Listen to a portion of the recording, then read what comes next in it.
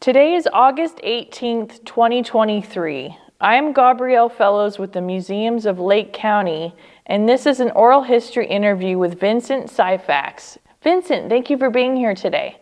You're welcome. My name is Vincent H. Syphax.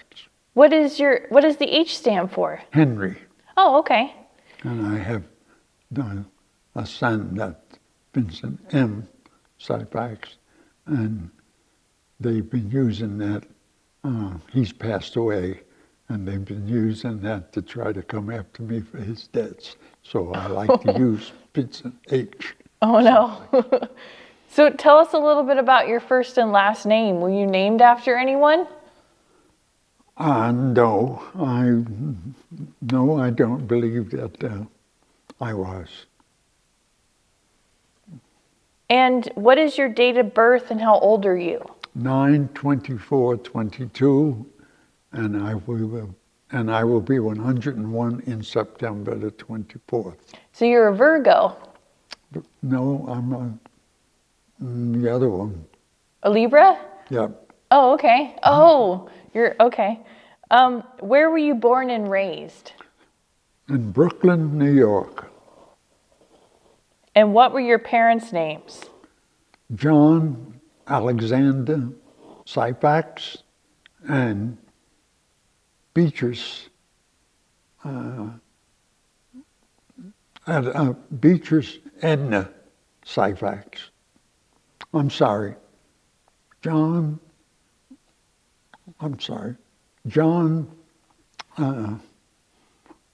Weatherby Bryce Syphax and Beatrice Elizabeth Stewart Syphax. Oh, okay. Do you have any siblings? I had 7, but I now am 1. And what were their names? Melmoth, Melmoth Syphax, Elizabeth Syphax, John Syphax, Vincent Syphax, myself, William Syphax, and Robert Littleton Syphax.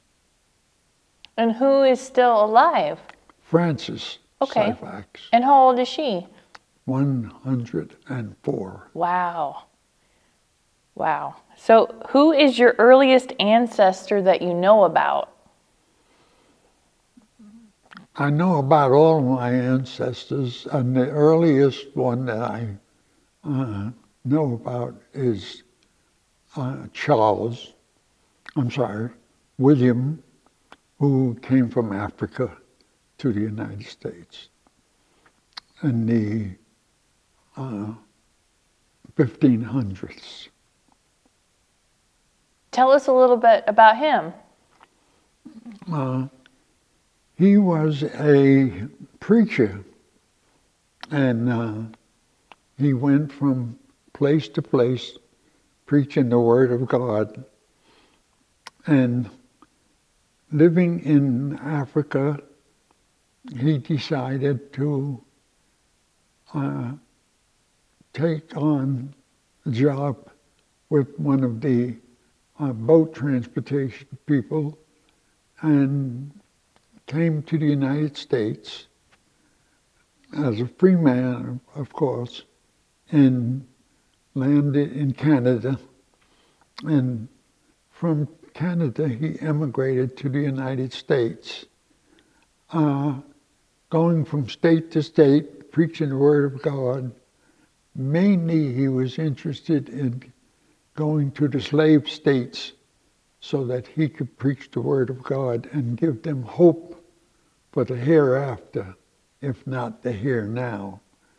And he found himself in Washington, D.C., and took up residence up over the old bank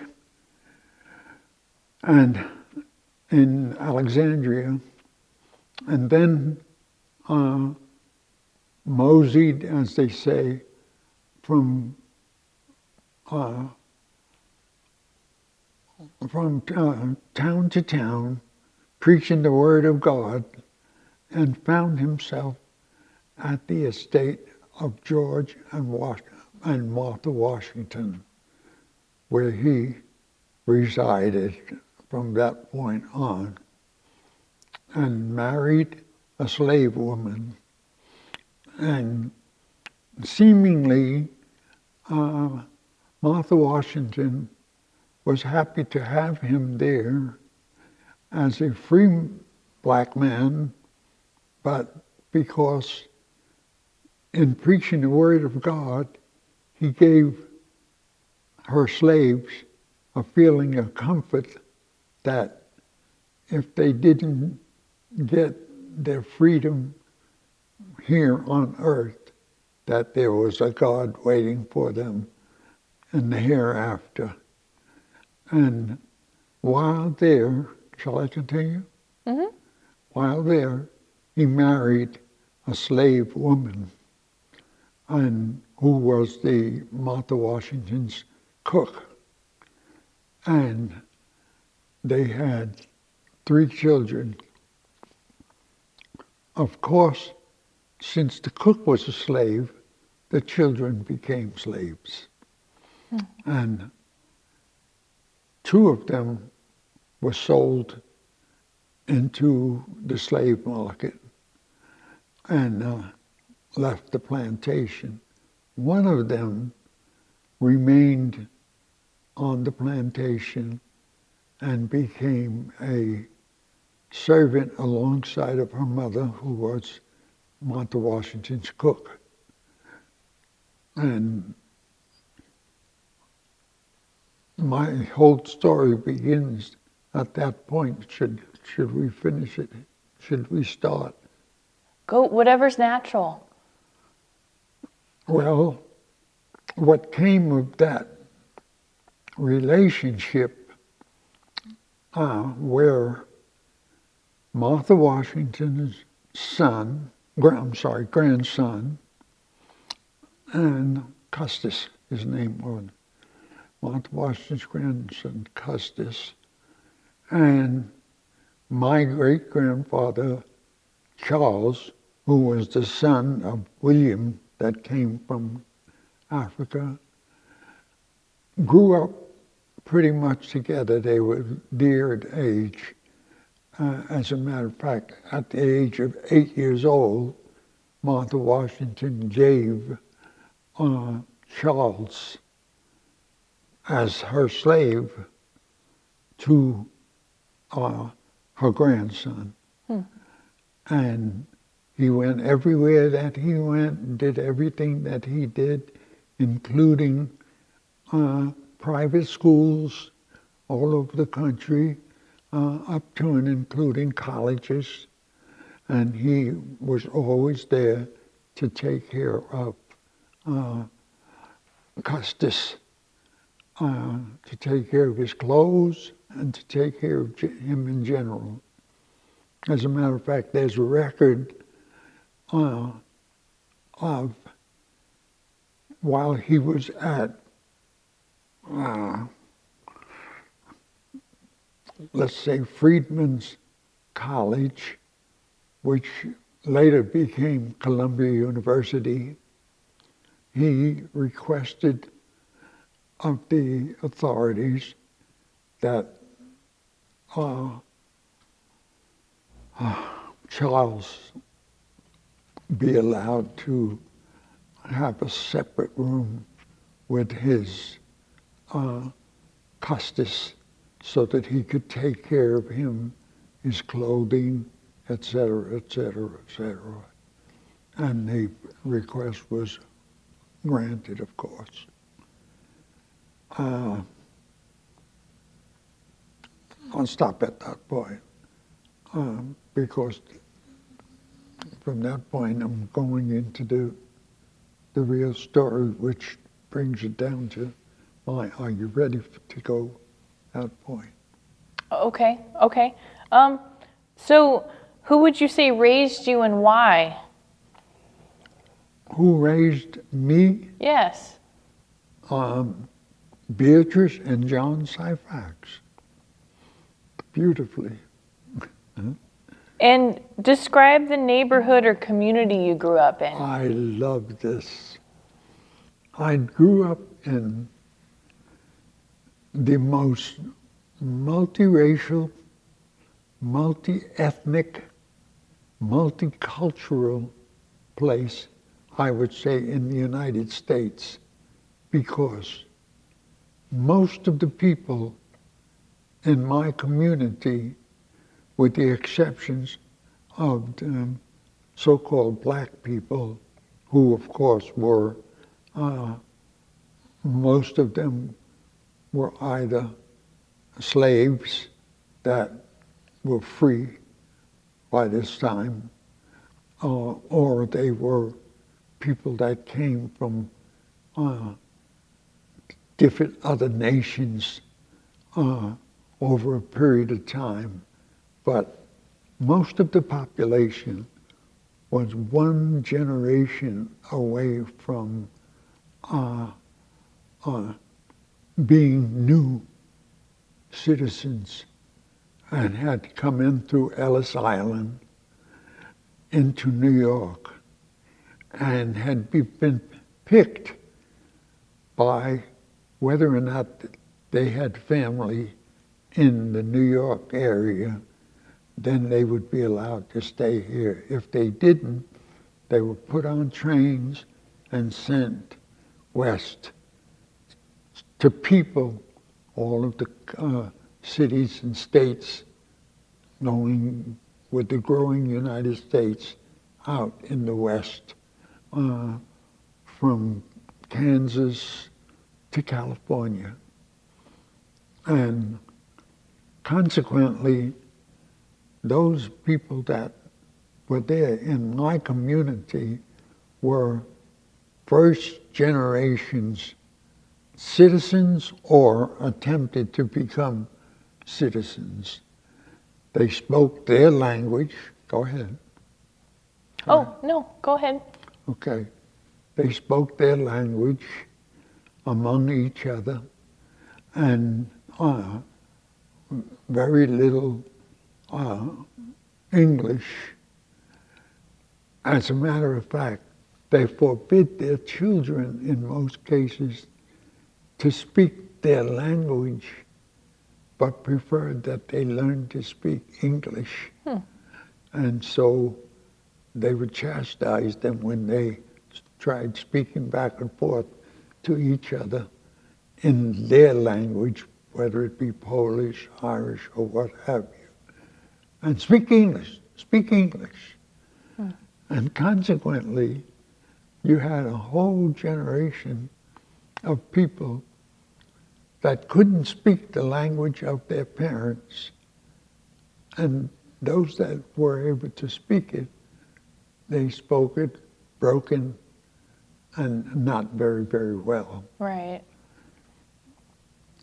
Whereas I, being a different person from the rest of my family, and it probably had something to do with my color. Most of my family was brown skin, and my family was from dark skin, brown, which was my mother, who was half Jamaican and half American Indian, and belonged, in fact, to the tribe that sold New York to the Pilgrims, Shinnecock. And consequently, I found myself acting as go-between with a lot of my classmates, because in that particular community there was so little African Americans that we never had more than one in a classroom, and the rest were white. Polish, German, Italian, Jewish, you named it. And I was in such a class. At some point, they were having a public speaking contest, which I had shown myself by the 6th grade to be interested in public speaking. And my teacher suggested that I use Booker T. Washington, who was at that time a very famous black man, or Negro as we were called at that period of time. And I was insulted because in the course of my daily life, I never was picked out for my race. And I moved very, very smoothly from race to race. And I felt insulted that she would, of all the things that she could have picked for me to use for my speech, she picked this black man. Mm-hmm. And I went home and told my dad about it. My dad was a very different, intelligent, although he only had a high school education, person. And he said, be proud of the fact that she picked this man who was a historian and somebody of wonderful reputation among black people. And from that point, I gave my speech, and I won the highest award for that particular occasion with that speech. Wow. It was then, and then only, that I took up the mantle of lumping my slavery traditions that my father had come through. My father was the first generation. Wait a minute, I've got to make sure of that. No, my grandfather was the first generation Syphax that was not enslaved. Oh, okay. Although we were living on the property of our slave, of the slave master of our parents, of their parents, and the fact that Martha Washington's grandson, Custis, had a relationship with a African slave maid of Martha Washington. And that child that was born of that relationship was my grandmother. Mm. And consequently, Martha Washington became my great-great-great-grandmother in that relationship. And Custis, my grandfather, who was the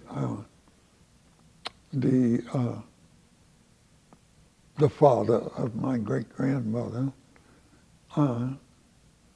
acknowledged the fact that he fathered this slave woman's child and gave them, and first he gave his permission for his personal slave, Charles, to marry his slave daughter.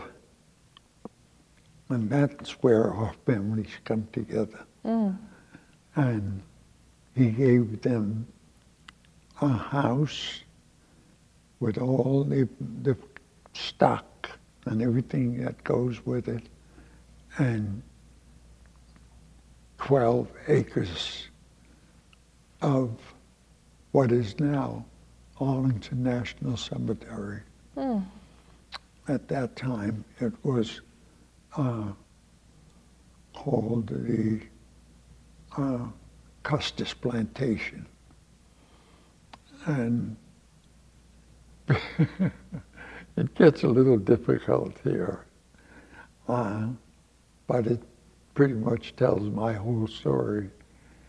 What happened was, since my great-great-grandmother was now the daughter of the owner of the Arlington Plantation, and he married legally a white woman and had one child by her, one daughter.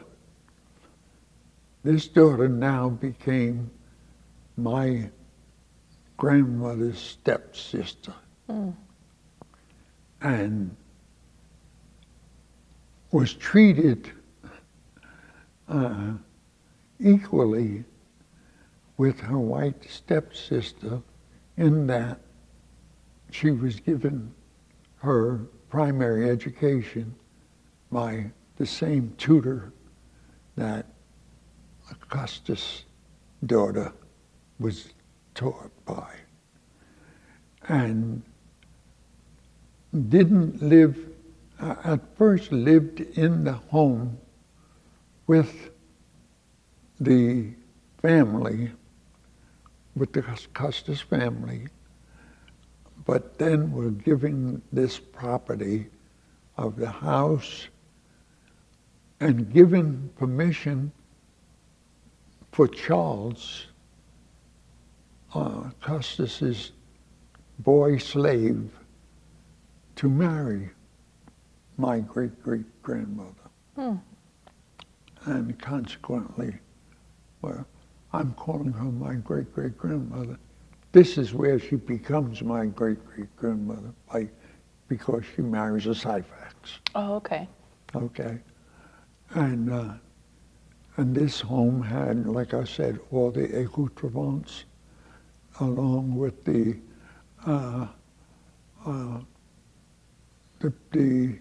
ownership of the acreage, and which he continued, which my family, my father's family, continued to live on.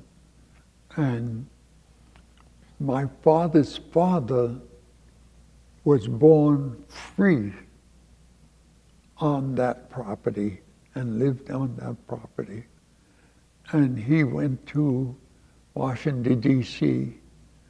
with the help of Custis and other rich slave owners. He was given still menial but top jobs. One of them was, is that something? Oh, it was your glasses case. Oh. It's okay. One of them was secretary of the Treasury Department, gave him the doorman. He became the doorman. The important thing about his being a doorman was that during the period of time that he was a doorman, he kept a book of everybody in the government that came and went into the Treasury Department, up to and including Lincoln. And all of these people had to sign in front of him and sign out in front of him. For many years after he left that job and died, the book was a part of the family, but by the time I got to it, we haven't been able to find that book with all of those signatures including Abraham Lincoln. Oh. So what did your father do for a living? My father had to leave. My father was born in Alexandria, Virginia, and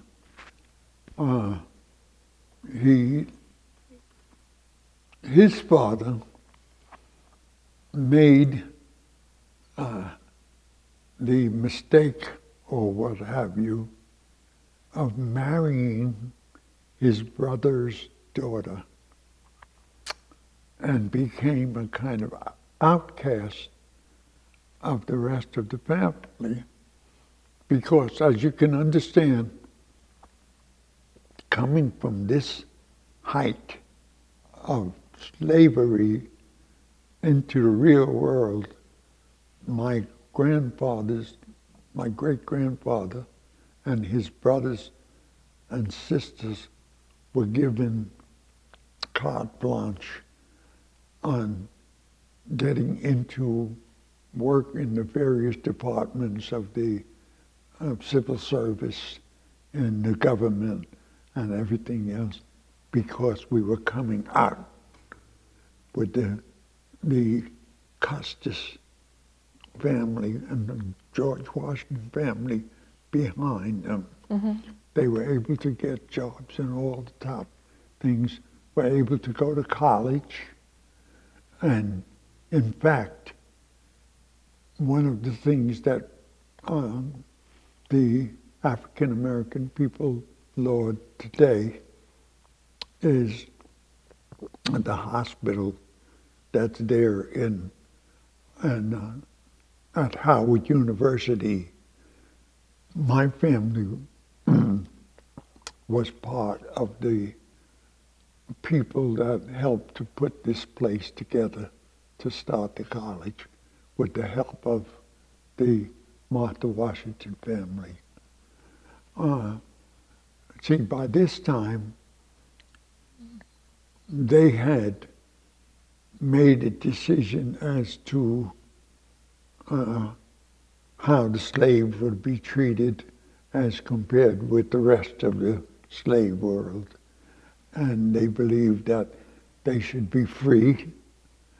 And in fact, Custis put in his will before he died that all of the slaves should be freed within 5 years, or at the earliest part, that the plantation, the monetary aspect of the plantation was intact.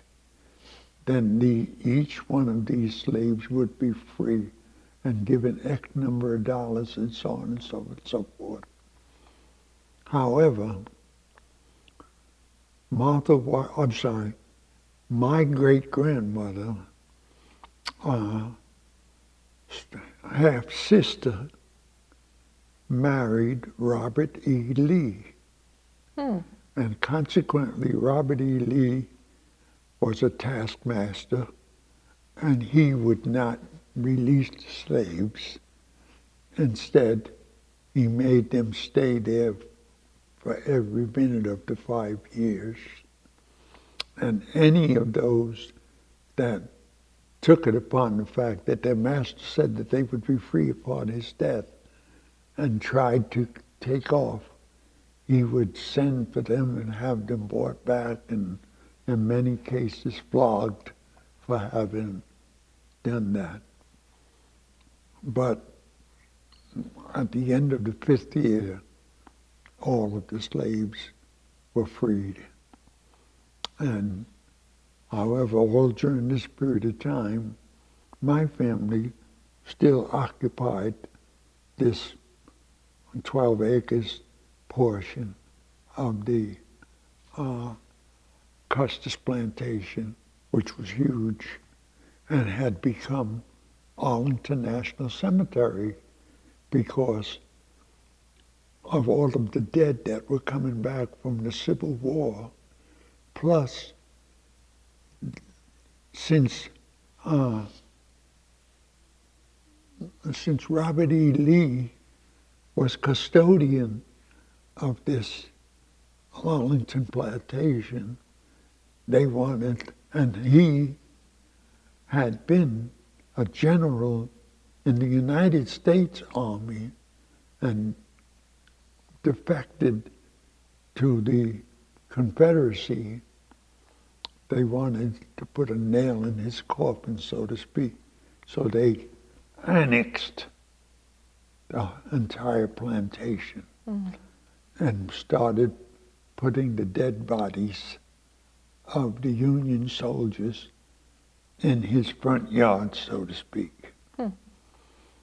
And consequently, my family's plot became necessary to be a part of this place where you could bring the dead bodies to.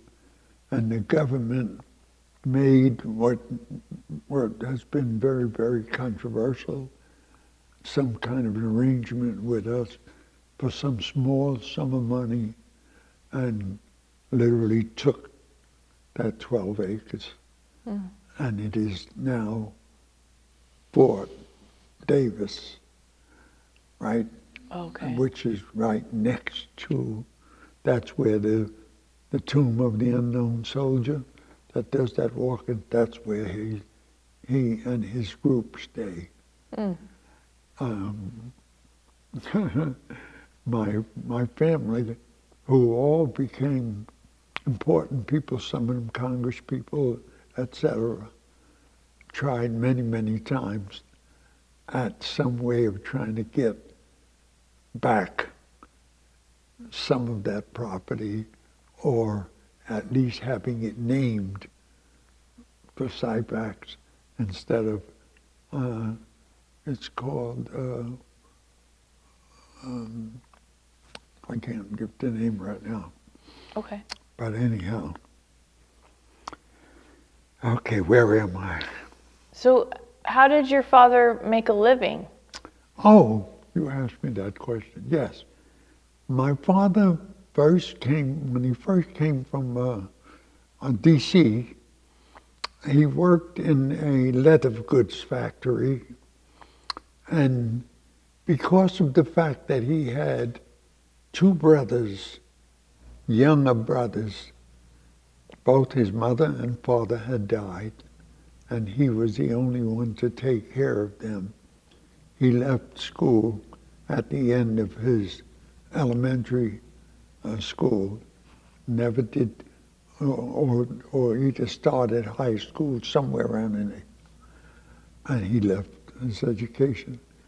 And from that point, he worked in several different government jobs, and finally started working in the post office, where he worked as a special clerk and at some points inspector, etc., until he died. Did your mom work outside of the home? My mother never worked outside of the home. My mother just raised her 7 children. And how did your parents meet? How what? How did they meet? I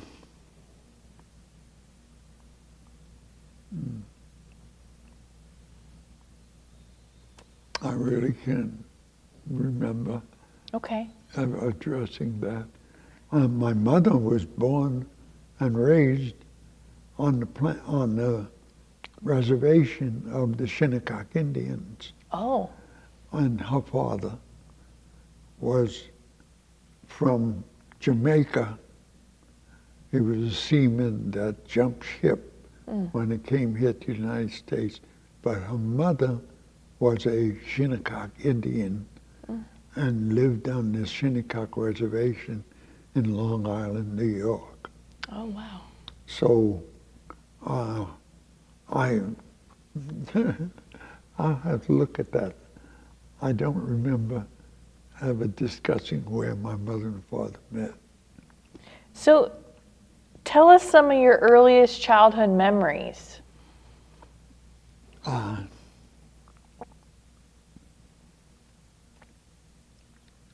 what could they be? Oh, I gave you one of them about that issue of the speech. That was one of the things that has always stuck in my mind. Did you have a best friend as a kid? Did what? Did you have a best friend when you were growing up? No. This is the way I grew up. I lived in the house, first of all, with the landlord of the house, who was a Jewish family. And we lived in that house. And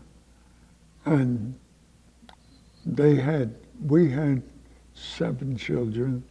They had 3, and with same ages. So we grew up side by side through the years. And Jewish tradition with these people that, as I was telling you, are just one generation from coming to the United States, and were still doing the things that they were accustomed to doing in Europe insofar as their religion and everything was concerned. And consequently, there were things that they could do and couldn't, and some of the things they couldn't do were they couldn't have anything to do with light or heat after 5 o'clock on Friday. Really? Until Sunday morning. So consequently, if they were going to cook their dinner on Friday night, somebody in the family would turn the fire on at 2 or 3 or whatever to start cooking. But if it went past 5 o'clock, they couldn't touch it. They needed somebody that wasn't Jewish, Yiddish, to turn that fire off for them, and to turn the lights on in the house for sleeping. And that's where I came in. Being a Gentile, I was able to have what I called my route, which was about 8 or 9 Jewish families in the community, more or less in that one block where Italians, Jewish, and Polish, and Irish all lived next door, above each other, below each other in the block, and had businesses like grocery stores and drug stores and Chinese. The one Chinese family had a Chinese laundry, and they and their children lived behind the business in the store. I took it upon myself to know every one of those families for the whole block. And I worked for them in the capacity that I was just speaking. I would turn the lights off when they were supposed to be. I would get up early Saturday morning and turn the gas on for them to make their breakfast and stuff, and then come back later and turn it off so that they can go about their daily duties. And I did that individually and for the big synagogue. You know what a synagogue is? Right? No. A Jewish church. Oh, okay. Yeah, for the big synagogue that was 1 block away. It had all these lights and everything that were in there. That was my job, to throw that switch on and throw it off. And I think I made like 2 cents for one and 5 cents for the other one, and so on and so forth, and which was a lot of money back in those days. And of course, since I had that duty, everybody knew Vince, and they called me Vincey. Everybody knew Vincey.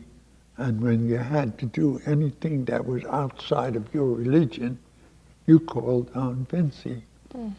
And with that, I learned to speak a certain amount of Jewish to be able to, especially with the elderly people, to communicate with them, etc., so on and so forth.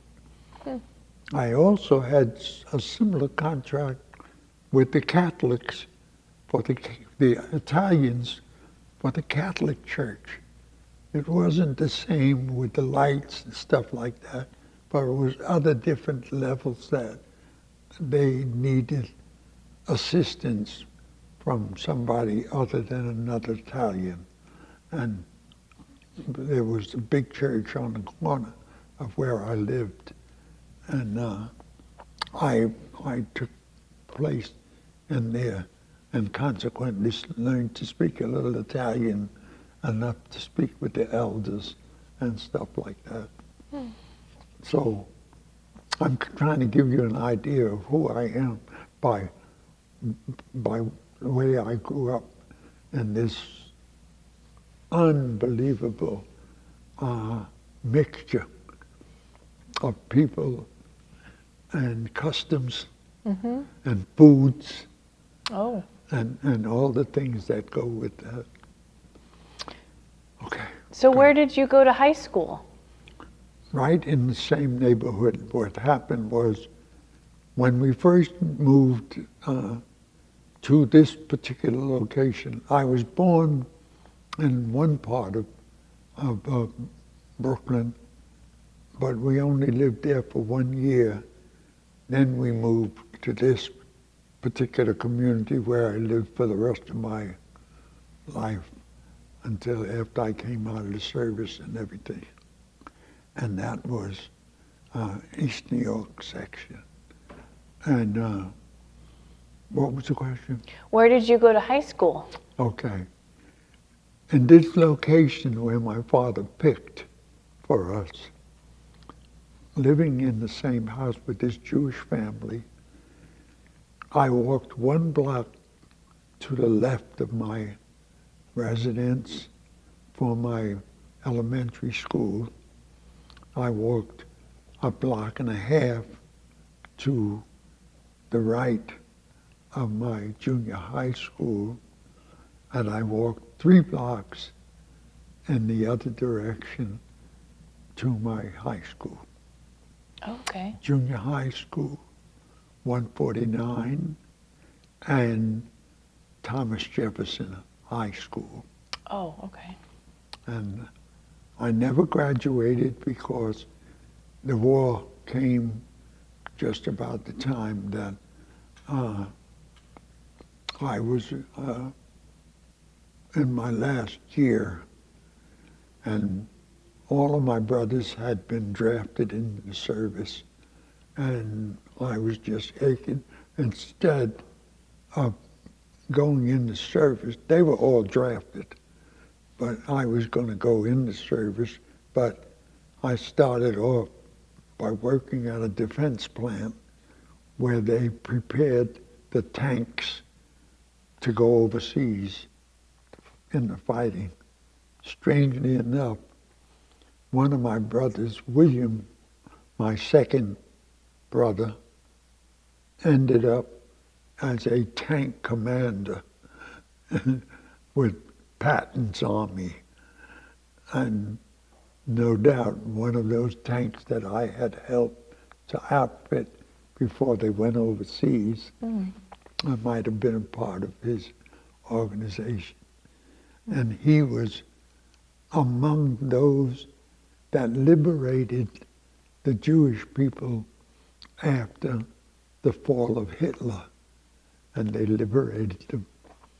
And they always, my brother always spoke about having lived with Jewish people and everything else, and never had the term Schwarze, which means black, never had that term utilized on us, although we were, black Africans. He said, but as the tanks rolled into these camps that liberated these Jewish people, some of them was thin as a rail, no bone, no skin on their bones, and they were saying, the Schwarzes are here, the Schwarzes are here. And they ran and they hugged the soldiers and everything because their life had begun again. And my brother, being so close to Jewish people anyhow, was particularly touched by the way that they greeted these, because in those days the services were segregated. So that whole command that my brother was a part of, even though he grew up in a non-segregated community, he went in the service, and for the first time was all the black soldiers went well, and all the white soldiers were treated differently. And but he was so proud to be a part of liberating those people. Of course, by the time we got there, the other soldiers had all run, because the war was over. They were capturing Germans left and right, and so there they were left on their own until the black soldiers came and bought blankets and food and all those things like that. Did you go to college? Yes. What happened was, before I went into service, like I said, I quit school to work at the defense plant. I worked there for a year, but everybody around me was going into service, and so I enlisted in the United States Air Force for the purpose of becoming a pilot. But it so happened that the group of people that were with me that enlisted went to a base in Kentucky for their basic training, which was usually 6 weeks. But when we got there, we found out that there was a new base in Alliance, Nebraska, which to me sounded like, forever gone. I had never been anywhere out that way. And we didn't get a chance to get trained. We were there for 3 days. I always make all my friends and brothers and all that went through grueling training before they went overseas. That was all the training I had, was 3 days. Never had held a gun in my hand. Instead, we had these mock things that looked like guns on our shoulders and learned left, right, and just how to march and so on and so forth. Then we were put on a train and sent to, in my particular case, because I was enlisted for flying, I was put in a plane. It was my first real ride. I had been lucky enough to do some flying with some of the, I wish I could name them, but these were people that was first started off doing the worldwide training, worldwide flying and stuff. They would be at the airport in Van Nuys, New York, and that's what they were doing for their living. You had the liberty for $2.50 of taking a little ride in with this famous guy. And so I had had 2 trips with 2 of those famous flyers back then. But that's what made me want to become a flyer. But when I got to California, we stopped in Los Angeles, California. And I'll never forget, it was wintertime in New York when I left. Snow on the ground, 60-something temperature. When we landed, our first stop was Los Angeles. The sun was out, the palm trees were swinging in the breeze, and I mean, I was overwhelmed. We were only there 6 hours, changing planes and that sort of thing. But I said to myself then, if I get through this war, this is where I'm going to live. But we went on from there to Nebraska, which had some of the same weather that I had back in New York. And I was there for 9 months. But what happened was they were opening a new base, and it needed to be peopled and needed to bring in the troops that take care of the base so that the flyers could come in and train with their planes and everything before going overseas. And so I got caught up in that. My thoughts of becoming a pilot were put on hold. They asked how many people knew how to ride a motorcycle. I happened to have had a motorcycle since I was 14 years old. Myself and a couple of friends, we put a couple of motorcycles together. And I didn't have no license, but I was driving vehicles, trucks. I would drive milk trucks at night because the police wouldn't be able to bother me for not having a license, and soda trucks on the weekend.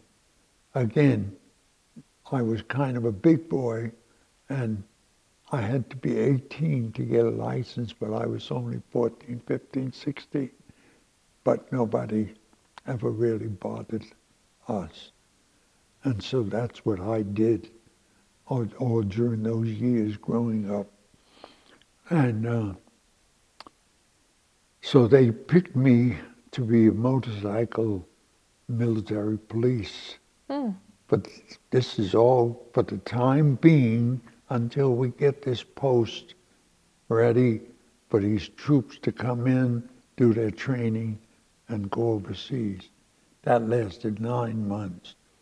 At the end of the 9 months, they began giving me and my other people that were with me testing to become pilots. And on the very, very first day, they ruled me out because they said that my eyesight, they gave me an exam which had a bunch of blocks on long spools, and you had to line them up with each other, even though they were far from you. And seemingly, I failed several of those, which showed that I was having problems with my eyesight, that if I were coming in combat with enemy airplanes coming toward me, I would not be able to tell which one was closest to me and which one was furthest from me, so that I could decide which one I would start to shoot at. And they flunked me out for the Air Force. And so that ended my quest to become a flyer, which to this very day, I thank goodness it happened. I don't know what to do with myself, because so many of my brothers that did get through and became pilots only lasted maybe 6 or 8 months. They were in the Battle of the Bulge, which was the big one when we landed on Europe, and many of them were killed. And so I would probably have been among those people, but I was saved by that situation. So I stayed there at that camp, and then there were a series of, okay, you want me to stop? No, Okay. no, I'm just scratching my eye. Oh, right. Then there were a series of things, jobs that I took. Like I said, one of them was motorcycle police. And what I would do is, since Alliance, Nebraska was in the middle of the country, and when they had troops going from, we'll say, New York or one of those places, by trucks, to the West Coast, where they were going to be stationed and then shipped to Japan to fight in that war. When they came through the area of my base, which they considered 75 miles this way or 75 miles that way, my job and my other fellow motorcycle police were to meet those people, those soldiers that were in these big trucks with all their equipment and everything else that they were going to use when they got ready to go overseas. I would go 75 miles away. All the little towns that they had to go through going across the country, I was part of the escort. So we would go shooting straight out ahead of them, maybe 5 miles or something, and get to the nearest crossroads and stop all the traffic from coming until those 300, 200, 500 trucks passed. Then I'd have to rush to the next town to do the same thing until they got out of our 75-mile area, and then they were okay, and that my job was done. And I did that for, I would say another couple of months. And then they decided that they wanted me to be a radio operator. So I took some courses in radio operating, but then they decided to put me in gliders since I couldn't go for those.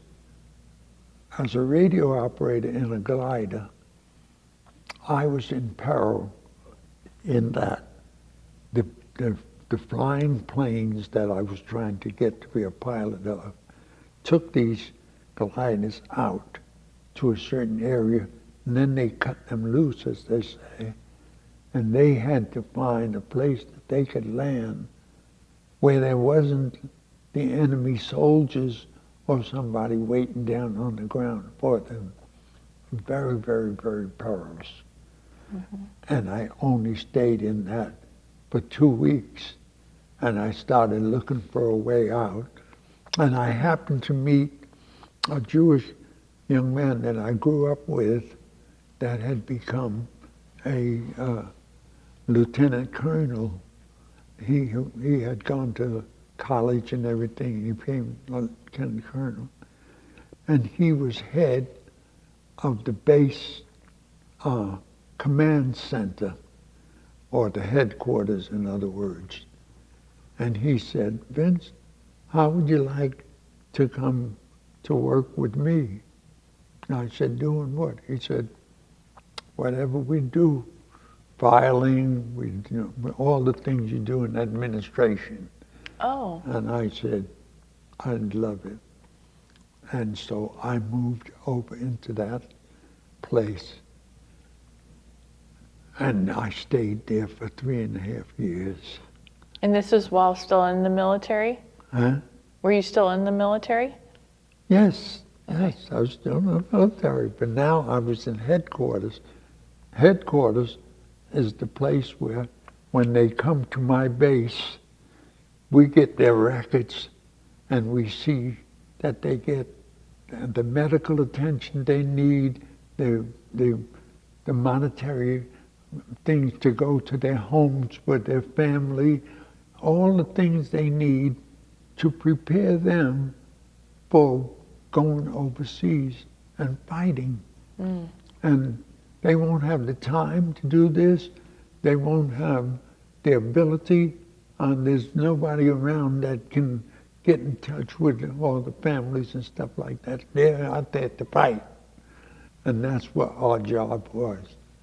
And I stayed in that job, during which time I went to 3 or 4 different colleges and stuff. I hadn't graduated from high school, but I had enough education where I would go to these colleges to learn different methods of handling records and doing all those kinds of things like that.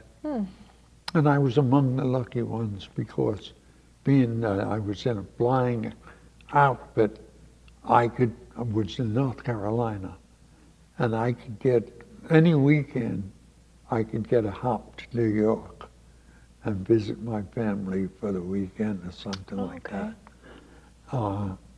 Which I didn't do too much of that. Instead, I visited all the girls' colleges in the area and spent my time, with the ladies. But I got to know a lot of people.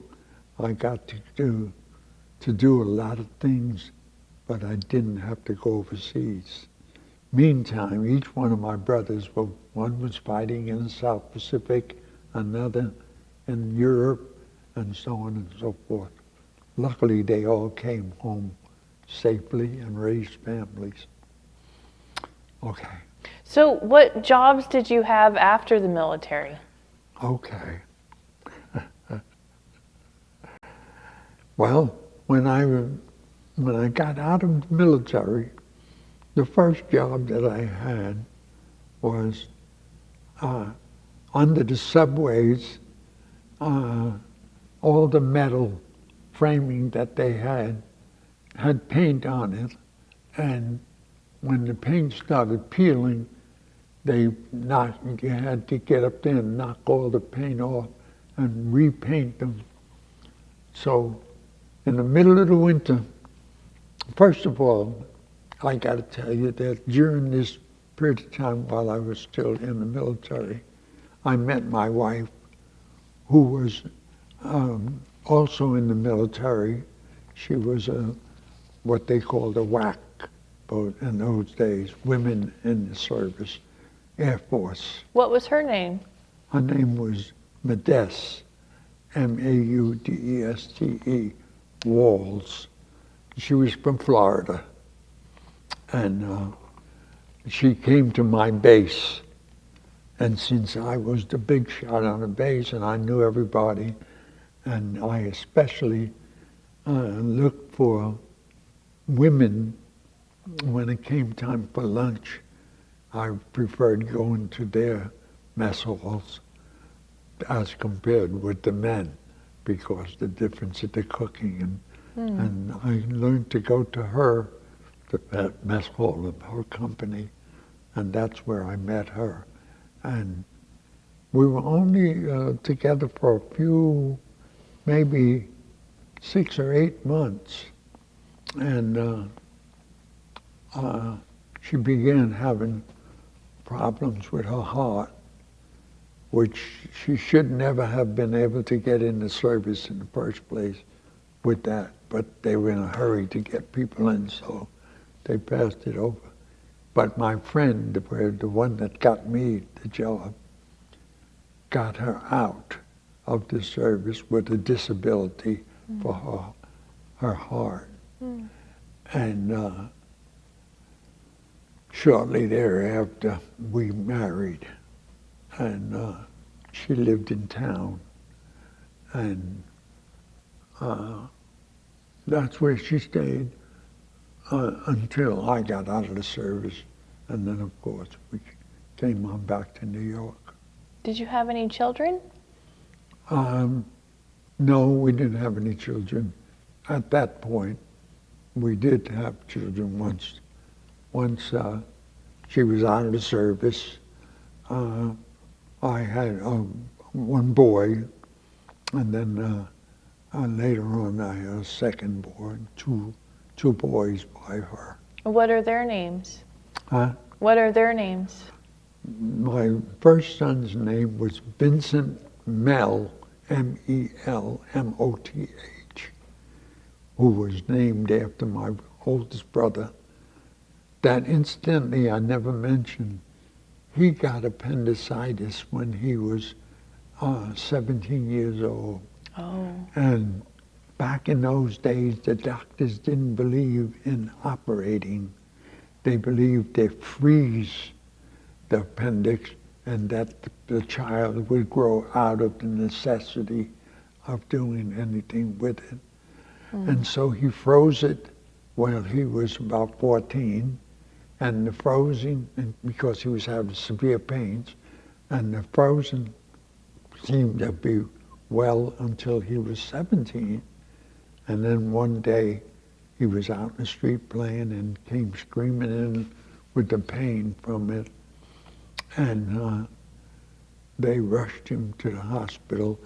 The doctor that we had was an old German doctor, and he believed in all the old ways of doing things. And my father understood new ways and everything else, but he had a lot of confidence in this particular man.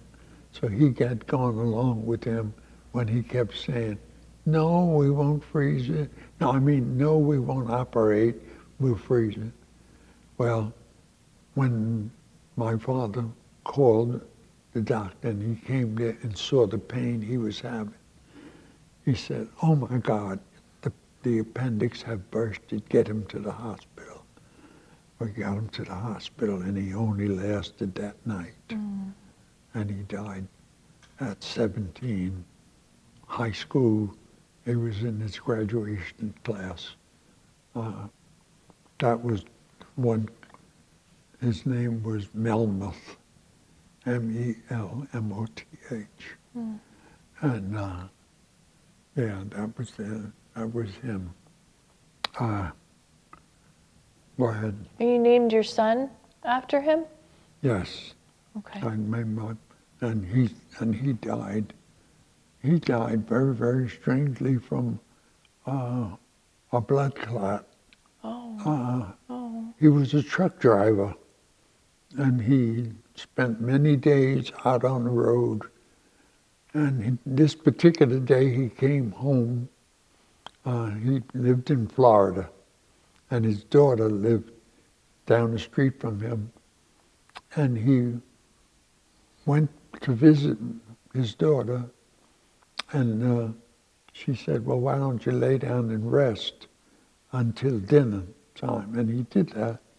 He laid down to rest, but when they went to wake him up, he had had a heart attack. He was 84. Oh. And so he died. That was my first son, and he died. I think that must have been in the 70s. Do you only have two sons, or do you have other children? I had four. Four? I had four sons. Okay.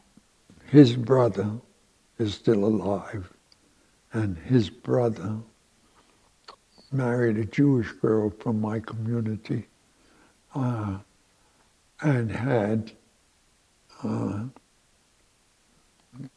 about 24 of my 32 grandchildren. Wow.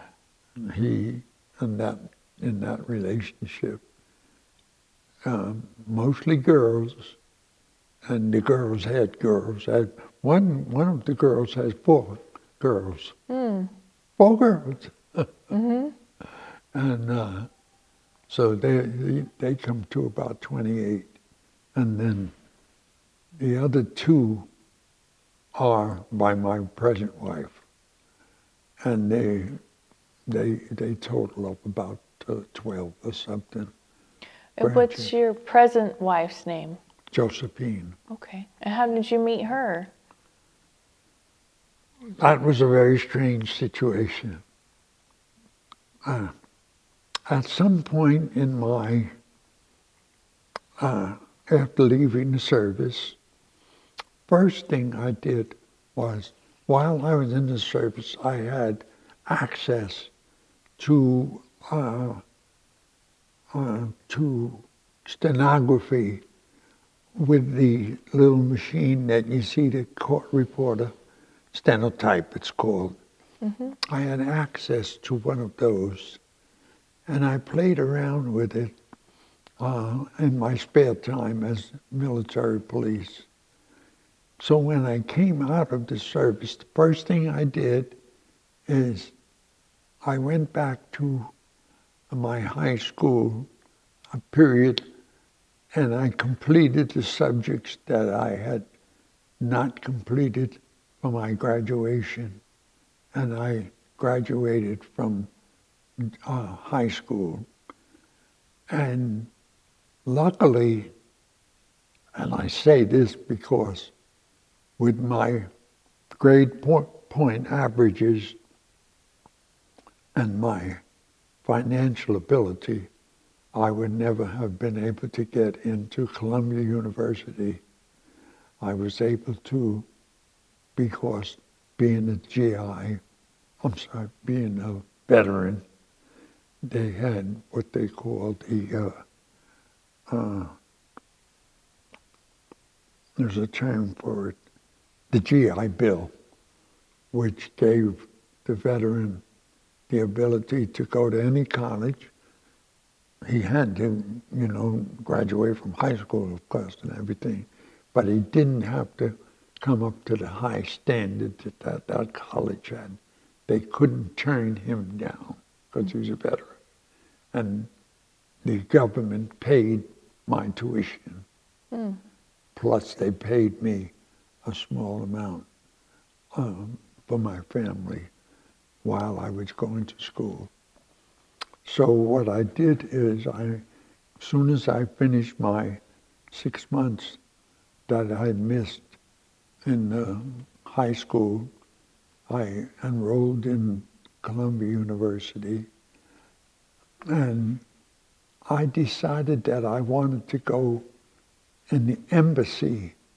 I wanted to be stationed, since I'd fooled around with these languages, I wanted to be stationed somewhere in South America and one of those places like that in the United States Embassy.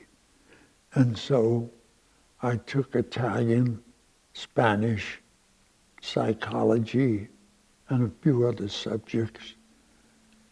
And from that point on, I had to decide whether I was going to go to school at night. And if I was, I found jobs working during the day. And the first job I found after coming out of this service, I went to stenotype school. It was just a 3-month course, and learned to operate that machine. And quickly got a job in a big law firm on Madison Avenue in New York City. And I went there as a stenotype operator to the manager of this big law firm. But at the time that I came there, the supervisor of the staff of 6 stenographers that he had under him, that each had a lawyer that spoke a different language, that were taking care of the trademarks and the different things that Hitler and his group had taken away from the Jews and other places, and we were trying to get all that stuff back. So they had these 6 or sometimes 7 lawyers that each worked on the different cases, and each one of those lawyers had his private stenographer. And there was a supervisor of that group who read the communications after the lawyer had given the communication to this stenographer. She had to present that letter to this supervisor, and she went over to see if there was some irregularities or some typographical errors that need to be corrected, and then sign it in the name of that lawyer that she had taken care of. Well, it so happened that at the time that he was hiring me to be his private stenographer, this woman that was that supervisor got pregnant, and she was leaving. This was the 3rd one that he had groomed and was perfect for what his job of getting this done. This was the 3rd. It happened 3 times in a row. He'd had it. And he said, Vince, instead of being my private stenotypist, I want you to take over the job of being the head of these 3 people. I see that you're qualified to do the reading and so on and so forth. And so I was going to say I never did, but I did several cases. I had to go to court with him with my stenotype machine. And at that time I was doing 120 words a minute. Wow. And so and instead I moved into a private office and I worked there. Meantime, I was able to get the courses that I needed in the evening, at night. So I worked an 8-hour day in my law office, and then I went to work, and I worked for, and then I went to school for whatever necessary amount of hours. And I did that for 2 years, but all of a sudden, then I couldn't get the credits that I wanted at night. So I had to get a day job. And in the middle of this really good career, it was a fun job, and I had to learn the signatures of those 5, sometimes 6 lawyers, to after I corrected them or sent them back to them to be corrected. And when they came back, I'd have to sign them in that lawyer's name. And people laugh at me when they see my signature today, that the thought that I did all these other people's signature, but that's what I had to do. But I left that job, and for a minute or 2, I couldn't find a night job in my craft, in this stenography. There were different other things that I was able to work for, but I couldn't find a decent paying job in that. And so a friend of mine told me about, they were hiring porters at one of the big banks in New York City, and it was a night job. So I went over to that place. Well, it so happened that they were hiring porters, but they didn't want anybody that was educated or going to school or anything like that, because by the time you trained them to do what they wanted you to do, you'd be quitting and going on with your craft. So I had to make believe that I didn't have any of this good education, and that I didn't know how to type or any of that kind of stuff like that. So I was just another guy that needed a job as a porter. So I went to work at that bank. It's one of the big banks in New York City. And I went to work for that bank. And everything worked out okay. There was between what I got at that job, between what the government was paying me to go to school, and I did okay, and my wife was getting a little stipend from her disability. So my first wife, so I went ahead, and for I think it was about 3 months, I worked as this porter. Well, the supervisor of the night shift noticed that every morning after I had finished working in the place, I had this briefcase, and when I would leave, and said, what's in that briefcase? What are you doing first thing in the morning? And I just, by this time, I didn't really care one way or the other. I just came out flat and told them I was going to school and I needed this job, blah, blah, blah, blah, blah, blah. And he said, oh my God, why didn't you tell me, Vince? Stop and see me when you come in tonight. I said, okay. When I came in that night, he changed where I was working, which was in the IBM room, which was a lot of paper coming out on the floors, and I had to keep the place clean while the people were working. He put me in the president's office to clean the president's office. What president has a dirty office? There was practically nothing hardly to do. I'd go up there and I'd do my little cleaning, and the rest of the evening I'd do my studying and get ready to go to school in the morning. And so I stayed on that job for 6 months until I was able to get my classes again in the evening. And then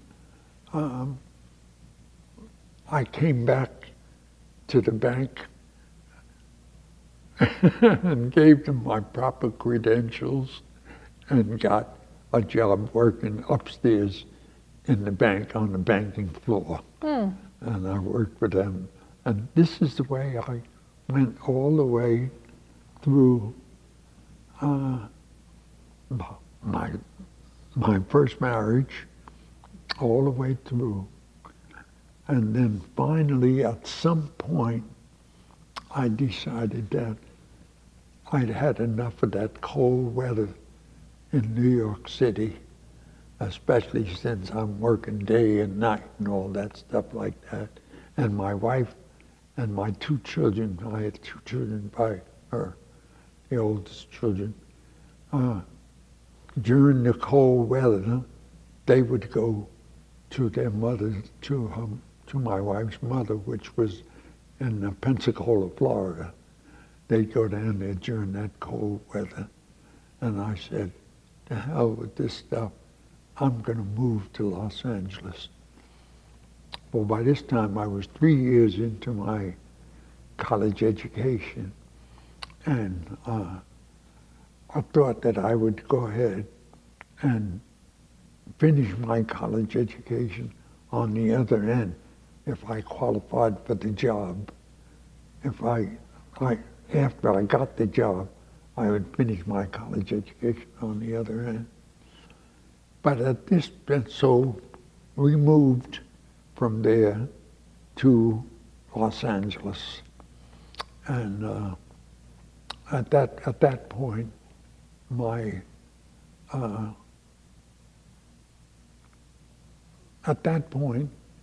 turmoil was happening down in South America. The gang lords were taking over, and they were killing people from the administration and their governors and everything. It was just absolutely terrible. I made one trip to the University of Mexico, and during that period of time, people were being killed and all that kind of stuff like that. And I said, in no way I was going to take my wife and 2 children into that environment. So that was the end of that part of my career. So talk about your time in LA. What jobs did you have and what was it like? Okay.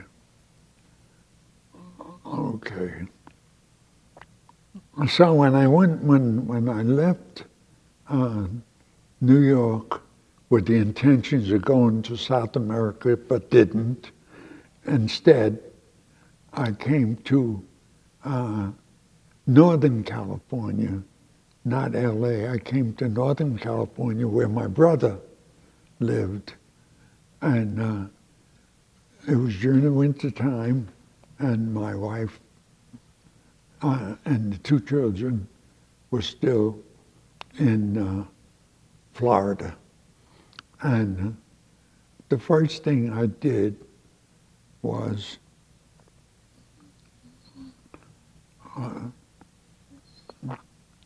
as I usually do, is find employment. And I have all these options for the things that I've done. So I went to work for the United States Navy in San Francisco. And I was utilizing my skills that I learned way back in the Air Force with radio operating. And my job was to tune up radios and that type of electronic equipment for the big ships, submarines, and all the different naval equipment that we had. And so while my wife and family stayed there in Florida, I got up every morning and I went to San Francisco from Berkeley. I was living in Berkeley with my brother.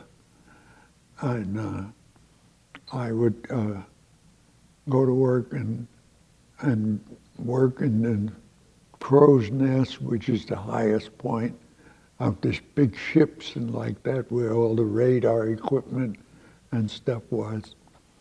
And I worked there for 3 months. At the same time, always grabbing for different things. They were asking for police cadets in Berkeley about the time when the youngsters were screaming about the wars and all the different things like that was going on at the University, California at Berkeley. And they had a unique police force where they gave the officer a car of his own. It was no writing on it or anything like that. The only way you knew that it was a police car was this big red light in the back of the car, that when they were in action, they turned that light on to let you know that it was a police car. And they were kind of an elite police force. And I said, the last thing I want to do is become a policeman, but while I'm here, why don't I just take a shot at that? So I went and I applied, and they thought that I had good qualifications to want to do that. But after they did some checking with my background, growing up there in New York, and the different things that I had worked at, taking jobs and then quitting them and all that stuff like that, they decided that they didn't want me to, that there were other people that they had to pick for. So that ended the point of becoming a policeman, which of course I never cared for. But I continued to work out there at the shipyard until one day my boss came and told me, he said, "Vince, you know that submarine that you've been working on?" I said, "Yes." Now this submarine is in what they call a dry dock. And I would go there and climb down into this submarine every day and work with the wiring and all the different things that had to do with the various instruments and everything else. But they were ready to test the electronic equipment in the ship so that it could be put back in service. And so I reported that morning, not knowing that it would be filled up with water, the dry dock would be filled with water, and it would float out and go out under the Golden Gate Bridge for 40 feet, 21 feet down, and stay down 5 hours while they checked all the equipment and stuff. The last thing I wanted to do in life. I didn't like that. I died a million deaths all during the time that it was down there, but I did my job. When it came back up to the top and we got off, I quit the job. That was because I found out that I had done such a good job that they were going out again the next day. And I died 100 deaths while they were down under the water there. Some people just can't stand that. I was one of those people. So that was the end of that job. I came on up from that job. And by this time I decided to go on to Los Angeles. So I went on to Los Angeles, got a place to stay, and my family came there. And we fooled around with a lot of different things. You see, I had so much different education and what have you in so many places. I had so many options. And at that time, polio was the big thing. And I applied for a position as a hospital attendant at one of the polio centers. Do you remember what year that was? Huh? Do you remember what year it was? 1952. Okay. And in 1952, so I went there. And I became enamored with the job. I was in charge of 7 young people, juveniles as they called them, that were in iron lung. Do you know what that is?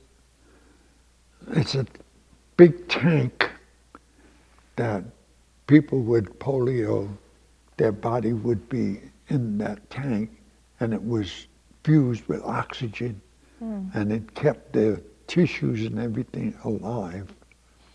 And it had a breathing apparatus underneath it, which pumped air in and out of the thing, and you could see it under there. and that was breathing. And the only thing about the person's body is the head, and in some cases, the arms and the head, maybe from this area, was out. And the thing about it was the limbs were, whichever one of the limbs that were affected by the polio had shrunk into, you could see the bones in it, just like eating away at the body. But the face, the hair, the fingernails, especially the girls, absolutely beautiful. Skin was just absolutely, hair long and silky, fingernails, all those things were going about their life just like they're supposed to. But there was parts of you that had affected by the polio. And since I had all these various studies and so on, and before that, I was in charge of their mental health records. I read to them, I administered various things that I brought in from the outside to keep them abreast of what was going on in the rest of the world. They were my kids, in other words. My job was to keep them mentally aware, awake, and hopeful that this would turn around. And I stayed in it for 2 years, and then along came the polio vaccine. And within 6 months, they started to remove those few people that they had still to their homes, and had people come into their homes once or twice a week. And the parents or somebody would take care of each one individually. And my option was to work in the other portion of the hospital. It was in Southern California. The other portion of the hospital, which was for mentally ill, elderly people, and so on and so forth. At that stage of my life, I wasn't ready for, but at the things that walk around and spit in your pocket and just terrible, terrible things that these people, Alzheimer's and all that stuff, were going through. And I didn't need that. At the same time, my wife decided that she wanted to become a hairdresser. So she was working, going to school, to a institution, learning to be a hairdresser. I would stop by there after I was finished with my job and so on and so forth, and I came kind of immersed with it. Hey, this looks kind of good. Only I'd like more to be a teacher of this kind of thing than I would actually working in the salon. So I came across somebody in Beverly Hills that had an institution that they taught for teaching hairdressing and hairstyling. And I bypassed the normal 8 months or whatever it is that you study the basics. And I went to teaching, rather, at this school in Beverly Hills. And it was in a beauty salon at the Beverly Hills Hotel. So we had all of these wannabe actresses, and there was at a time with Eddie Fisher and Jill St. John, these names you, before you were born. And they're in and out of there, and I get to meet these people and so on and so forth. And I finished my course in teaching. So here I was, finished the course in teaching when my wife was going to school to try to learn to be, she wasn't learning to be a teacher, she was being taught by people like me, so to speak. So my wife continued along her line, and I immediately got hired by Clairol Company to do shows of different hairstyles with the coloring, different colors and so on and so forth. And before I looked around, somebody offered to go in with me to open a shop. So I opened one, and then I opened a second one here in here, where are we? We're in California. Mm-hmm. Yeah, in California, in Los Angeles, the Los Angeles area. And my wife began working with me in one of my shops and so on and so forth.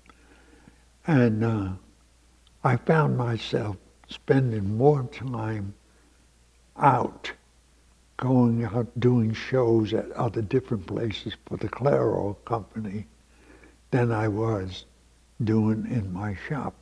So I had to hire people to do it along with my wife and so on and so forth. And it kind of took the fun of it because I wasn't giving my two boys, I had two boys at that time, I wasn't giving them the attention that they should have had.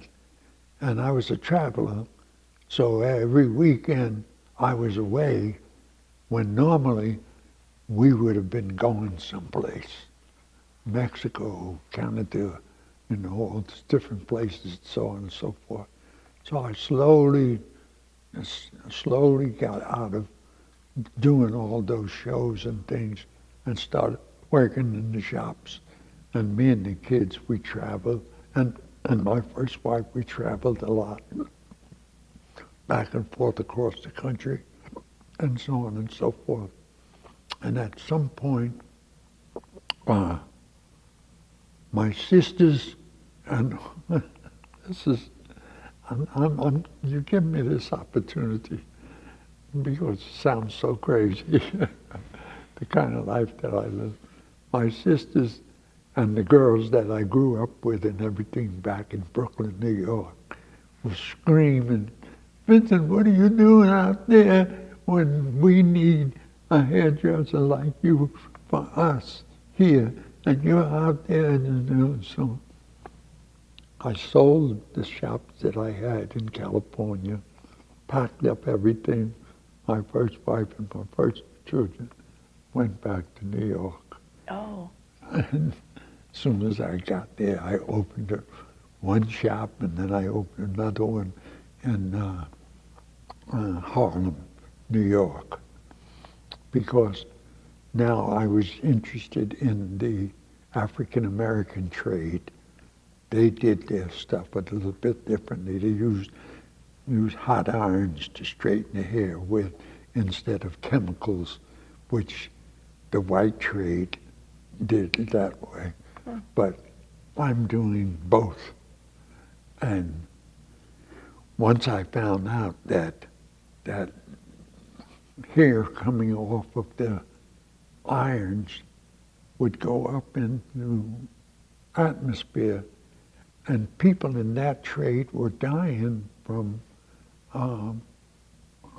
lung cancer because of inhaling that smoke, and the hair that was in it was affecting their lungs.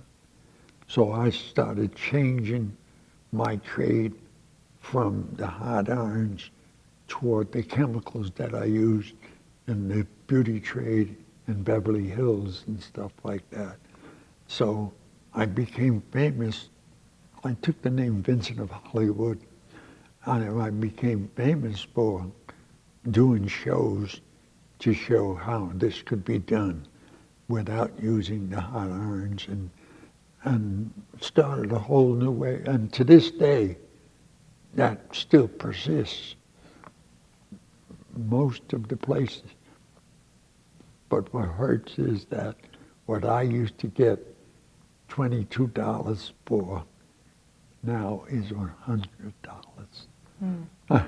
Yeah. $100 for a treatment to do what I used to do, and we're lucky to get $22. But I was lucky that I had this other portion of doing these shows, which I got good money. I do a show in New York.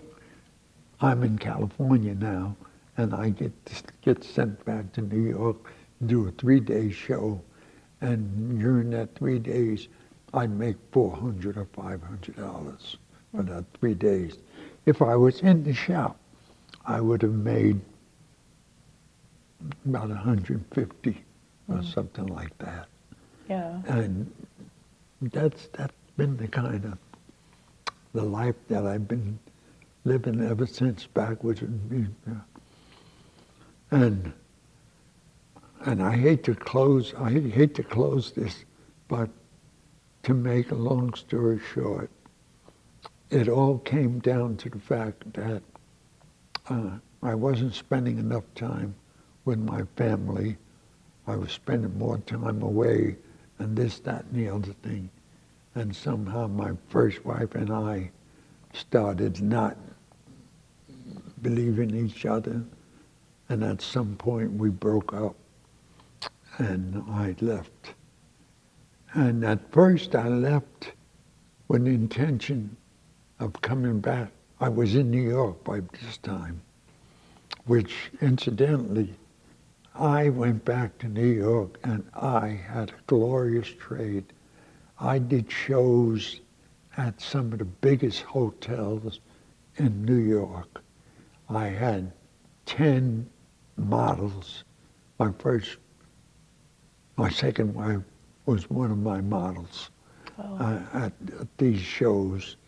And they would come out three parts of it was a dance and a show put together. During that show, they would come out with 2 different hairstyles with 2 different colors in it. These 6 or 7 girls, whichever one I had. And I would do the primary work of the styling after my other people did the curling and all the rest of the stuff like that. Both at this one show between the hours of, we'll say, 7 and 10. And some of the biggest hotels in New York, we did shows. We did shows on, we had an excursion boat that went from the Bowery in New York all the way up to what they called Big Bear and those areas up there. And I would do a show on the boat while it was making that trip down with my models. And then my models would have to go to work at their various occupations with their silver hair or blue hair or what have you, before I could take it back out again, so on and so forth. And like I say, my second wife was one of those models. But at any rate, I broke up with my first wife, and then I was single for a while. I moved to Texas. I opened a shop down there for a while. I was supposed to go in business with somebody else to open a school, but I didn't like the segregation and stuff that was going at that time. That wasn't my thing. So I left there and came on to California.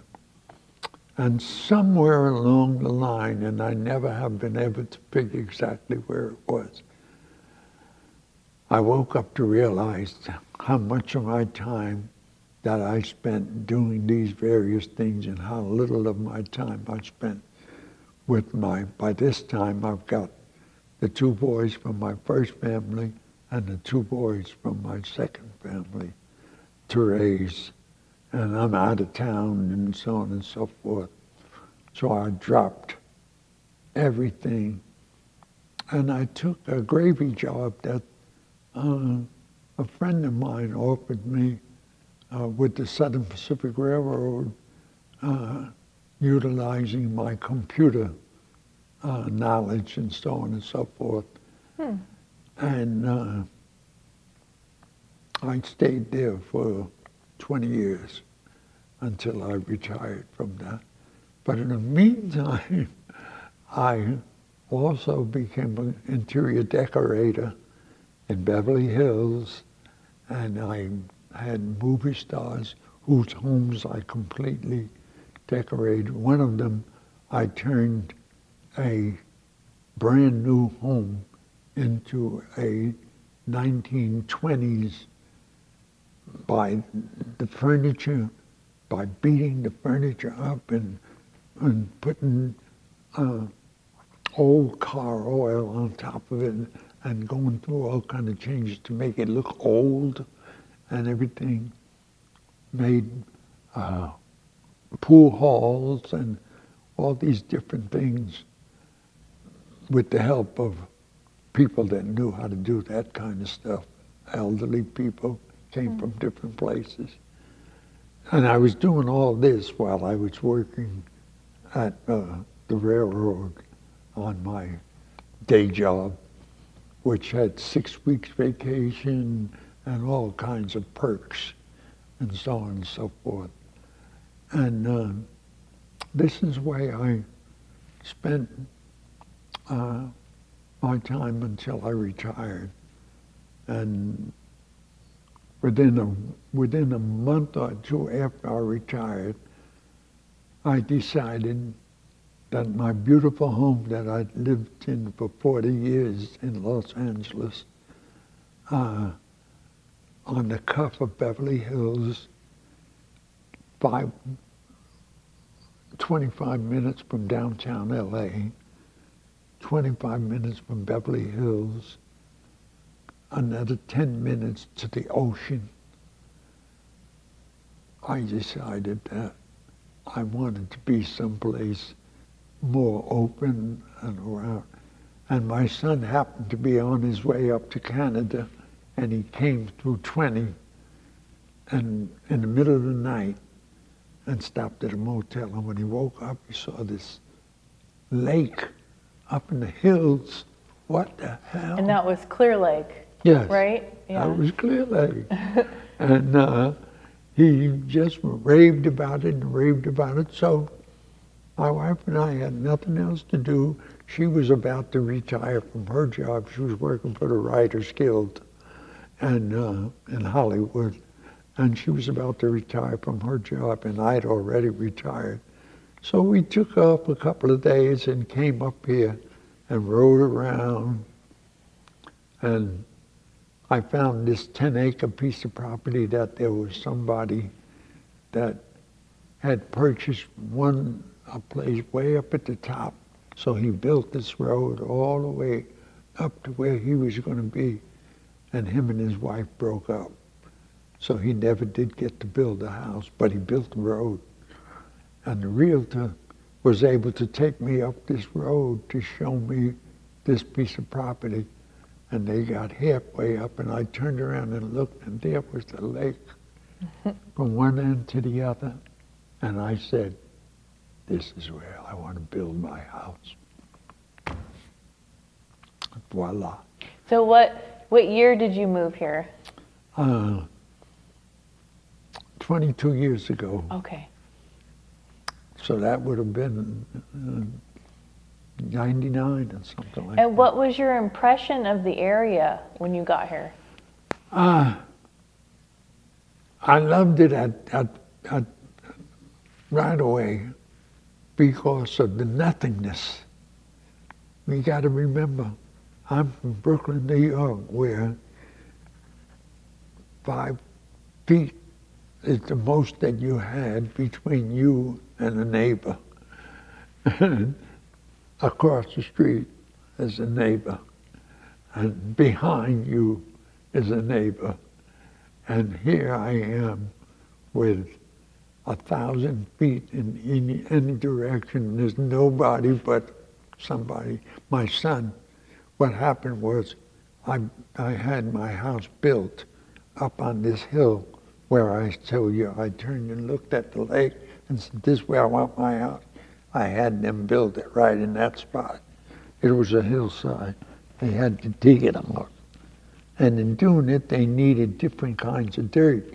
So they had to go up higher and take that dirt and bring it down to make my thing. And in doing that, they straightened out a plot for my son, who was living in Las Vegas. And he dropped everything and moved up there. That's where he's been living and raised his family. So how would you describe your personality? My personality? I'm very outgoing, very acceptive to new and different things and people. I love people. I'm a people person. That's the reason why I speak a little of all these different languages, because I want to be a part of each one of these people that I meet. Right now with the VA, I meet a doctor, and his name is Italian. I greet him with an Italian greeting, and it opens a whole different world than if I had just ordinarily introduced myself to him. Oh, you speak? Well, I don't, but my husband does, and whatever might be the case, and it brings a closeness to it. So much so that my clinic, which takes care of, they're here in Clear Lake, and they take care of 14 people that have doctors there at that clinic. They can see 5 days a week. They stopped everything for the day when I became 100 and gave me this huge white cake with 100 written in gold. Oh, cool. Yes, and all of them, including the doctors that were off that day, they came with their children and so on and so forth and greeted me. And then I was invited, and where was it? I forgot exactly where it was. Oh, at the center in town, the fairgrounds. At the fairgrounds, 27 different organizations from 150 miles around, all VA organizations that help veterans in need of housing and clothing and all these different things like that. They all came and they had their wares, things that they give away, all around in this thing. And I was the guest. So I went to the place being hugged by most of the people were veterans themselves, women and men. I got all those hugs plus, what do you need? Shoes, hats, pants, shirts.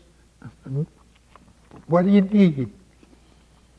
I didn't take a lot of it because I have so much myself, and I left it for those that are really in need. But it was available to me. Mm-hmm. It was all day, and plus they had a dinner that just outside of all this, there was a cook making a dinner, and me and my wife went out and had a plate and so on and so forth. So I've been blessed. So what do you do with your spare time? Do you have hobbies? Uh, no, now I have a 20 by 30 greenhouse, and most of my time is spent growing my own vegetables and all that stuff in my greenhouse. But I drive. I do all the driving, and when we go shopping and places like that, I drive, and my wife does who's 85, but she had a stroke about 2 years ago, but she's doing very well. And she does the going in, and I do the driving. And then we go to casinos for breakfast or lunch. We used to go and play. And as a matter of fact, when I first moved up here 22 or 24 years ago, within the first 6 months, I won over $15,000. Wow. I like to talk about this one particular machine that I played at was 75 cents. You put in 75 cents each time. And I hit for $5,000. From that point on, whenever I'd come in, I would never go back to that machine. I'd play the one next to it, the one on that side of it, the one across away from it. But I knew that that machine was not about to give me not another penny, so I would not touch it. However, one day I was playing the machine next to it, and I won $160, and I was tired, and I was finished for the day. So I took out my money, and I think at that time they had this little check that you take up to the front and get your money with it. But whatever it was 75 cents was left over. 165 cents, 75 cents was left over. So I took the 75 cents out. I said, now, Deborah, what am I going to do with this 75 cents? There's that machine that I had won that $5,000. I stuck it in that machine and hit it for 5,000 again. Wow. Unbelievable. Yeah. And those kind of things don't happen anymore because of the pandemic. They haven't been getting in money, so they're not able to really, you know, pay out. We still go there for breakfast or lunch or dinner, but we don't play anymore. But that was one of the things I like to tell people about, because unbelievable. That 75 cents was burning a hole in my hand. I had to do something with it. So why not put it back in that machine? And So what's the secret to longevity? I have none. I have none. I didn't expect to die ever. But I don't think there's anything that I did that helped me anything more than the rest of my family. Like I said, we all were long livers, but we didn't do anything spectacular. Like, for instance, the one that I said is 104, the only illness she ever had was a tonsillectomy. And to this day, when you call her, she'll say, I'm fine, I'm sitting here watching television, her memory of short-term things, similar to me, I'm fighting that right now, is short-term memory. She'll repeat what she said earlier 2 or 3 times. For instance, she loves to say, when people ask me, how am I doing? I tell them, every day I open my eyes is a good day. And she'll repeat that 2 or 3 times. Different little things like, but if I'm humming a song that's in my head from back 30, 40 years ago, but I can't quite come up with the words to it, I'd say, Frances, you remember that song, A Tisket, a Tasket? She said, yes, a little yellow basket. Just like that. And anything you can think of 40, 50 years ago, she can remember almost verbatim exactly the way the particular thing happened. She remembers things about that happened in my life that I told her about, of course, but when I start talking about it, she said, oh yeah, that's that girl that you met when you were stationed down in North Carolina. And yes, that's true, but what is it that made her retain that? Right. You know, so on and so forth. Now, yesterday I had a final meeting with my neurologist in San Francisco, and I'm complaining because of my short-term memory. I'll be talking about things with you and I, and not the substance of what we're talking about, but some particular incident and name that might have occurred between us, and it's gone. I can't come back to it right now. Yeah. A couple hours from now, I might be able to, but right now I can't. And it bothers me because I pride myself on my linguistics, on my ability, and it's very helpful to me if I can't remember a certain word that I want to use in a paragraph or sentence, I can switchly change to another one that means the exact same thing, because that's what I pride myself on doing all my life. But it bothers me that I have to do that. Yeah. I want to use that word, you know. And so she finally came out and told me that it's symptoms of dementia and Alzheimer's. Oh, okay. And I said, but based on everything else about my speech and everything else, what do you think is the possibility that Alzheimer's will catch up with me before I leave this planet, when statistics are 70% of the men that are 100 years old today will live past 102. I'm sorry, 70% of the women. Only 32% of men that are 100 years old today will live past 102. Oh. That doesn't sound very good for a 101-year-old person. Yeah.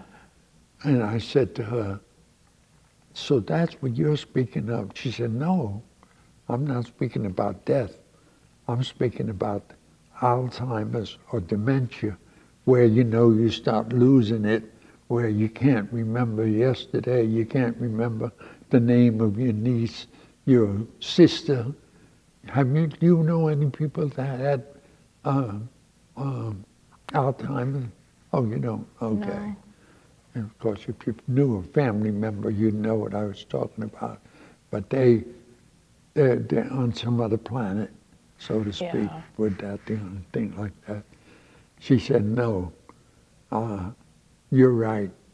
Probably, unless you happen to be one of those people that live to be 108 and all that, And there are plenty, not plenty, but there are those that are 108, 110.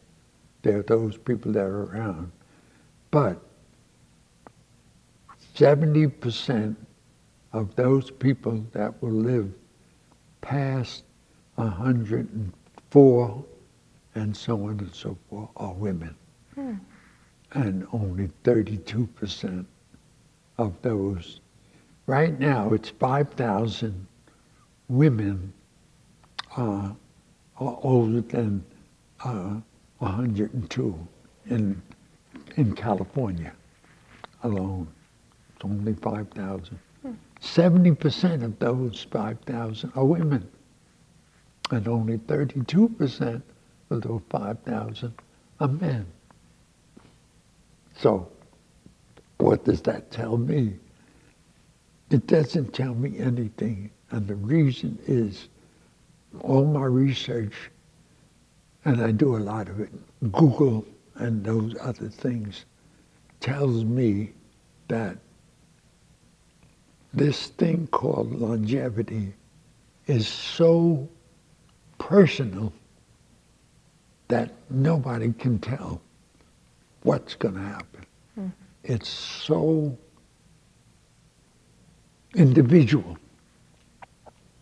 Each individual, regardless if they both lived the identical life, ate the same foods, did the same activities, and everything else, there are things about what this body is made of that your body, even though you parallel me in those other items, they can't qualify that to tell me that I'm going to die at the same time that you would die. It's not there. And that's true from the day you're born to the day you die. Nobody knows what. That's why I have trouble, although I'm a Catholic.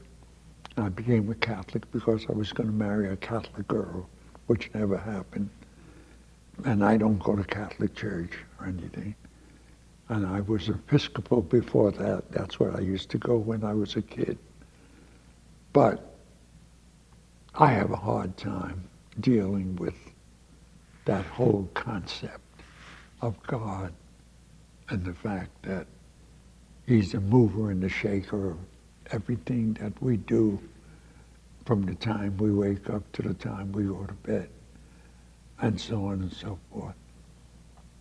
Nobody has ever come back and stood there and gave us unrefutable proof of what you're saying.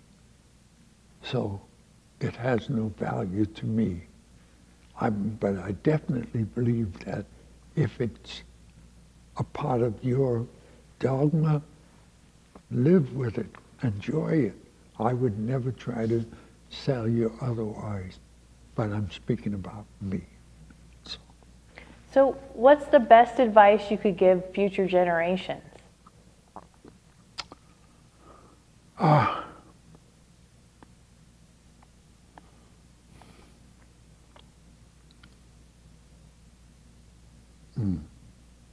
Well, I think the best advice that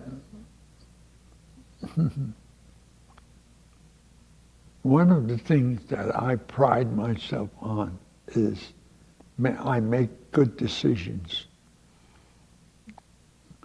If you tell me that taking Highway 20 from here back to my house is perilous because there's things that are going on in that area that they might drop some bricks on you or this or that or the other thing.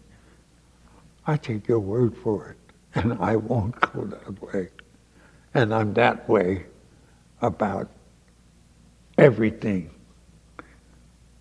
If I'm starting out to go, as I have many times, to San Francisco, and between the time I leave my house and I get to the freeway, it starts raining. Not just raining, but that kind of rain that you can't hardly see in front of you, even though the wipers are doing the best that they can. I say to myself, you know what? I'm not going to get out on that freeway because there are those fools that are going to go 60, 70, 80 miles an hour regardless. They're going faster than their wipers really are allowing them to do. I'm not going to put myself in that. I'll turn around and go home. Even though I know 2 hours from now or 3 hours from now the sun might come out and I'll be sorry that I didn't make the trip because so-and-so and so-and-so. But that first thing tells me it's not a good idea to do that. And I've been that way all my life. I missed 3 airplane flights. One when I was in the service, one when I was doing my hairdressing and I was making flights every other weekend and stuff. And then one while I was sitting in an airport, I kept hearing this noise from inside of this building, and and that's unusual when you're revving up the engine to have that happen. There's something in there that's loose. Or the people in there were trying to find out what that something was. But I wasn't going to be sitting there while they did. I got up and walked away and went about 3 or 4 feet down and sat back down there. I was waiting for somebody. I can't remember what the circumstance was. Before I could hardly sit down, that motor that was reverberating broke loose. Oh no. From that spot there. Oh and no. It didn't, luckily, the person that was working on it was just a little bit out of the way, but it broke up all around him. Any piece could have hit him or anybody that was. Something told me, and I just believe, and I've told that to so many people. I missed flights going to different places because of certain reasoning. This airline has been having problems with so-and-so and so-and-so. So I did a lot of flying, in my different venues. I had to go and do a lot of flying. And I missed. And something happens to the flight. Oh. One I missed, just pure messing around with a girl and didn't get up and get to the airport in time when my flight should have left. And when I got there, the flight had gone. I got the next flight behind it. And when I got to Sedalia, Missouri, where the flight was going, one piece was in this part, one piece was over here. Everybody died. Oh my God. And those kinds of things. Yeah. So I don't know how to account for them other than I take the first thing that comes to my mind as the reasons for not doing something, and whereas a lot of people say, I'll go down that road, that mud won't bother me, or something along that line, and I just, if I get that notion that that's not a good thing to do, I don't do it. That's that simple. But other than that, I don't really have, because so many things have happened that I can't put my hands on any one thing that I experienced that different than what most other people experience. So thank you so much for sitting down with us today. This was a very pleasant experience. Thank you so much for sharing your stories. You're welcome. I'm always anxious to share that story. And the reason is that I believe that I lived such an unusual, to say the least, but more importantly, loving life filled with meeting nice people and doing nice things, that if I were given the opportunity when I leave here of coming back, unless they could duplicate this same one that I just came through, no thank you. I'll keep that as a memory and go on to the next level. Thank you so much. You're welcome.